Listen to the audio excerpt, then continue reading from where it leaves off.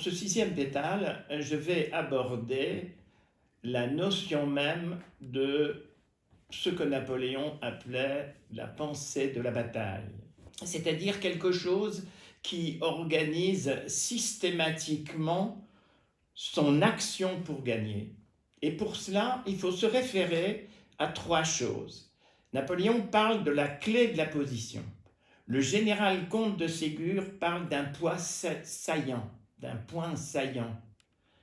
Et Clausewitz, je rappelle que Clausewitz n'a pas écrit son bouquin de la guerre, c'est sa veuve, parce que Clausewitz est mort à un peu plus de 50 ans, prématurément, sa veuve a repris ses notes, et c'est à partir de ces notes qu'elle a fait éditer le livre de la guerre.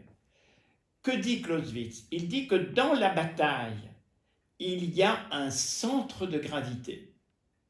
Et ce centre de gravité va regrouper toutes les forces de l'ennemi. Eh bien, quand Napoléon parle de la clé de la position, quand Ségur parle du point saillant, à quoi tout se ramène, et quand Clausewitz parle du centre de gravité, cette notion-là est fondamentale. Et pour la comprendre, vous voyez ces parachutistes qui sautent en ouverture retardée, par exemple. Vous les avez peut-être vus, ils ont toute une série de harnais sur eux-mêmes, et puis ici, il y a une espèce de truc rond, et quand ils arrivent à terre pour se débarrasser de leur parachute et tous les harnais, ils tapent un grand coup sur cet endroit-là, et tous les harnais sautent. Le centre de gravité, la pensée de la bataille, la clé de la position, c'est ça. Or, quel est le centre de la pensée de la bataille? Quelle est la clé de la position d'Austerlitz? La clé de la position d'Austerlitz, c'est l'affaiblissement du centre de l'armée russe et autrichienne au centre du plateau de Pratzen, parce que Weyrother, avec son plan, a fait descendre, comme nous l'avons vu, 40 000 hommes vers Temnitz et Sokolnitz. C'est là où tout se noue. C'est là que l'empereur a choisi d'attaquer. Ce qui est extraordinaire, c'est que Langeron, plus tard, qui est un général russe, mais qui est un immigré français, disait ce qui est extraordinaire. On a l'impression que Napoléon nous avait donné les ordres. On a fait exactement ce qu'il voulait. D'ailleurs, Langeron était méfiant, parce que quand il avait vu le plan Weyrother, il avait dit à Weyrother, « Et si les Français attaquaient ?» Et à ce moment, on lui répond, « Mais non, voyons, ils sont en fuite.